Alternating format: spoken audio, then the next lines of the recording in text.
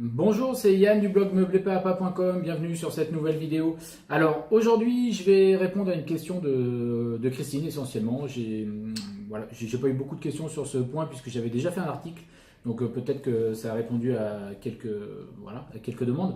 Alors on va évoquer aujourd'hui des principes pour négocier pas négocier plutôt, amoindrir les frais en ce qui concerne les meubles. Alors écoutez, je vous dis à tout de suite pour ces petits conseils.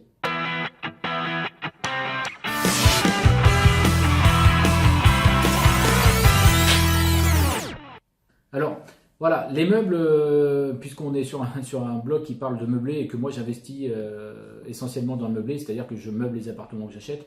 Voilà, en fait, l'idée c'est quand même d'amoindrir les frais des meubles et pas non plus que ce soit l'idéal, la majorité de la dépense.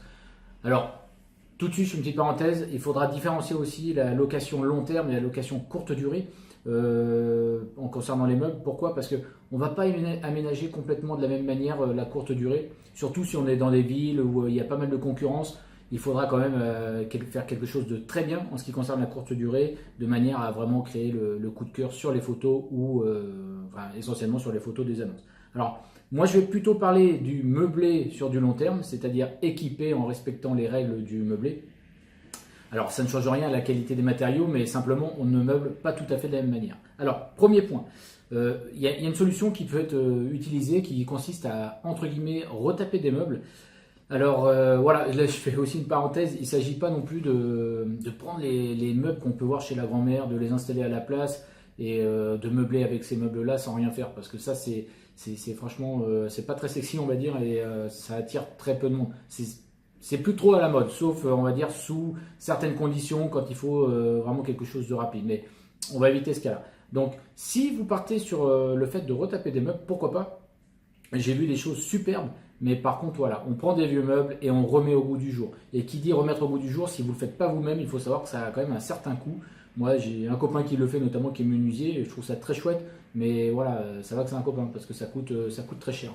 Donc si vous le refaites vous-même et que ça vous permet, pourquoi pas, de meubler un appartement entièrement, c'est une très belle économie, et là, oui, ça devient intéressant. Il existe des choses superbes aujourd'hui. Et d'ailleurs, ça permet aussi d'allier l'ancien avec le moderne, et ça donne un petit goût sympa. Voilà. Alors, deuxième chose que moi j'ai créé aussi, c'est un partenariat avec un magasin. Alors, moi je le fais avec le magasin But à Gien, hein, pour pas le nommer. Pourquoi j'ai choisi ce magasin? Simplement, j'avais mis en concurrence un, deux, voire trois magasins. Et c'est le seul qui, au final, s'est avéré très réactif, m'a proposé des choses intéressantes et qui, au final, s'est intéressé à ce que je faisais, hein. Je crois que c'est ça tout simplement aussi, hein. Donc, moi je travaille avec eux. Et il me propose des choses qui me semblent intéressantes. J'ai 10% systématiquement sur mes commandes.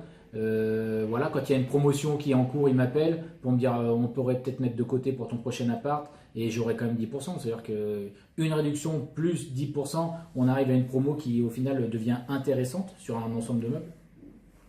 Et un autre point, ce qu'il y a, c'est avec eux aussi, j'ai négocié le fait qu'ils m'amènent les meubles dans les biens. Donc il m'amène, voilà, il me livre les meubles en quelque sorte. Et j'ai fait en sorte aussi qu'il me les monte. Alors moi je suis vraiment nul, c'est le mot, hein, nul pour tout ce qui est bricolage. Et monter les meubles en fait partie. Donc j'ai préféré vraiment optimiser ce côté-là avec eux. C'est-à-dire que moi je leur donne 100-120 euros par appartement pour qu'ils me montent les meubles.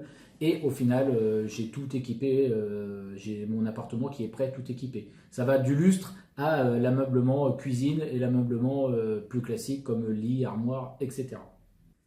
Un autre avantage que j'ai trouvé en faisant cette pratique, c'est qu'il y a un côté très humain qui se met en place. C'est-à-dire que voilà, le directeur moi, du magasin a compris ce que je faisais, je lui explique dans quelle gamme je veux être en fonction des projets, des objectifs, et il répond sincèrement à ma demande. Donc voilà, ça c'est un côté humain que j'aime bien. Quand on se rend compte qu'il va monter des meubles, etc., parce que des fois c'est lui qui le fait, on peut discuter, on boit un verre ensemble. Enfin, j'apprécie beaucoup ce côté-là en tout cas. Alors, un autre point pour, on va dire pour le côté pratique de l'ameublement, ça peut permettre de diminuer les factures, mais il faut être très attentif, c'est de faire équiper et meubler directement par les artisans. Je vous donne un exemple, là j'ai eu, pour une petite maison, j'ai eu un exemple d'un artisan qui a fait la plomberie, qui a monté les cuisines, et qui m'a clairement dit, moi je peux avoir le frigo pour tant, le four, etc. Et je l'ai laissé faire et me proposer un devis. J'ai trouvé ça super intéressant. Ça m'a évité, c'était assez éloigné du magasin dans lequel je vais habituellement. Et ça a permis d'avoir un seul intermédiaire. Donc j'ai trouvé ça plutôt pas mal, pas du tout exagéré dans les prix. C'est rentré dans ma facture. Voilà, c'est aussi un moyen de fonctionner. Alors, je ne le fais pas systématiquement, mais ça veut aussi dire que l'artisan en question, il est très habitué au matériel, puisqu'il a l'habitude de travailler avec. Et ça, c'est un point qui aussi peut être très satisfaisant. Donc, c'était une première, je l'ai testé. Pour l'instant, j'en suis pas déçu. Peut-être que ça m'arrivera encore. Par contre, voilà, il faut faire très attention. Il faut faire très attention à ce que l'artisan ne vous propose pas quelque chose haut de gamme qui soit un certain montant au-dessus du prix habituel. Parce que sinon, ça ne devient plus du tout rentable pour vous. Bon, ça c'est un point sur lequel il faut être un petit peu attentif en fait. Alors, autre point intéressant que je voulais aborder, il faut essayer de se faire financer les meubles au maximum. L'idée c'est de ne pas sortir l'argent de votre poche évidemment, mais de se faire financer les meubles par la banque. Alors, il y a plusieurs solutions pour ça. Déjà la première c'est vous pouvez demander au banquier, voir ce qu'il en dit. Soit il va vous dire bon on peut le prendre dans le financement, soit il va vous donner une stratégie pour le faire.